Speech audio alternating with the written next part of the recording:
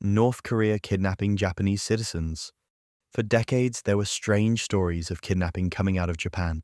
People vanished near the coast without any trace, ransom, or explanation. The police usually saw those cases as young people leaving their life behind to go somewhere else. However, some families believed their loved ones had been kidnapped by North Korean agents, but no one believed them. Then, in 2002, North Korea's government admitted it. They officially confirmed that yes, they had abducted at least 17 Japanese citizens during the 1970s and 80s. The reason? To use them as language and culture trainers for North Korean spies. Basically, if you wanted to train a spy to blend in perfectly in Japan, you'd need native speakers to teach them. One victim, Megumi Yokota, was abducted at age 13 while walking home from school. North Korea claims that she died in captivity, but her parents and many others believe that she is still being held by the government. Likewise, others were taken while on vacation, and most of them officially died in captivity. Only very few of these abductees, or even their kids, have been returned. Project MKUltra. In the 1950s, rumors began spreading that the US government was running secret experiments to control people's minds. It sounded like something straight out of a Cold War sci-fi comic, so most people dismissed it as paranoid fantasy. But then, in the 1970s, documents were declassified, and the truth was worse than anyone expected. The CIA really did run a top-secret program called MKUltra to figure out how to control or break the human mind, ideally for use in interrogations, covert ops, and psychological warfare. The experiments involved dosing unsuspecting people with drugs like LSD, often without their consent. Some were prisoners, some were hospital patients, and many were everyday civilians that were baited by prostitutes. Sensory deprivation, electroshock, sleep deprivation, and forced drug use.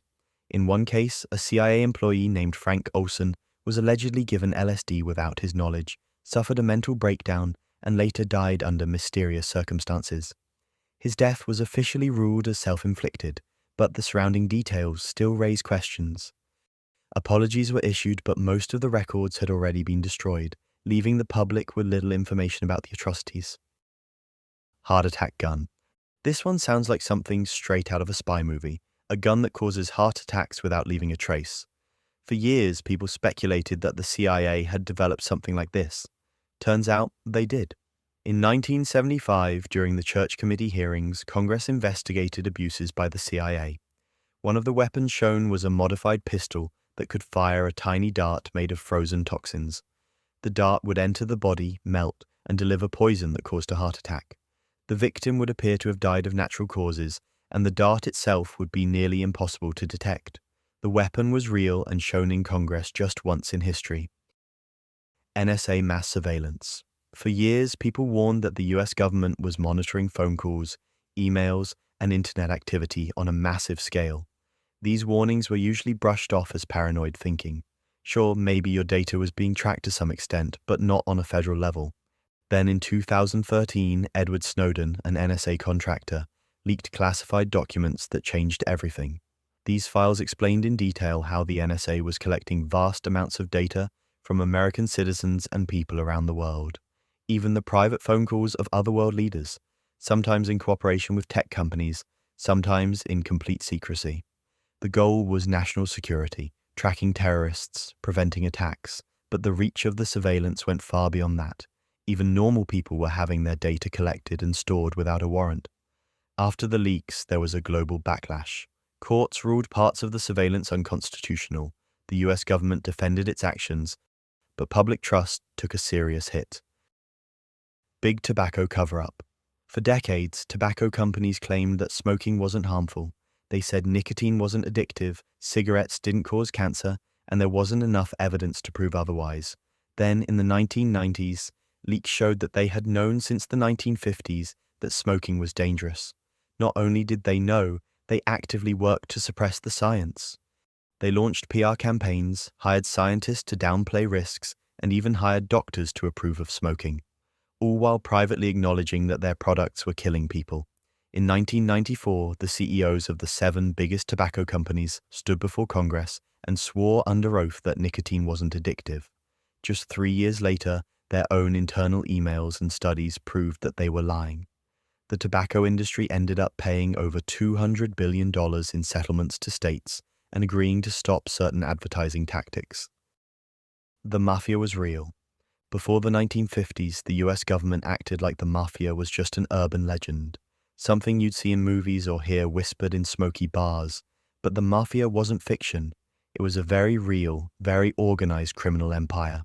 In the early 20th century, families across New York, Chicago, and other major cities were running illegal gambling rings, bootlegging operations, and loan shark offices. Law enforcement either couldn't stop them or didn't try, sometimes because they were on the payroll. The turning point came in 1957 when New York State troopers raided a secret meeting in the small town of Appalachian. Dozens of top mafia figures were caught red-handed, literally sitting around a table planning strategy like it was a corporate retreat. Suddenly, the supposedly non-existing mafia became a national enemy. US military's weather manipulation projects. You picture satellites shooting down lightning bolts or giant cloud machines hovering over battlefields. But there's a real history behind this one. During the Vietnam War, the US launched Project Popeye, a classified military operation aimed at extending the monsoon season over enemy territory. The idea was simple: make it rain more, so the enemy's supply routes, especially the Ho Chi Minh Trail, would turn into mud. And they pulled it off. Using cloud-seeding planes, the US military released silver iodide into the atmosphere to artificially trigger rain. Roads were washed out, movement slowed, and it all happened under a top-secret weather control program. The project was eventually exposed in the 1970s, sparking public backlash and international concern. In response, the UN passed a treaty in 1977, banning weather modification for military use. CIA's involvement in the crack cocaine epidemic.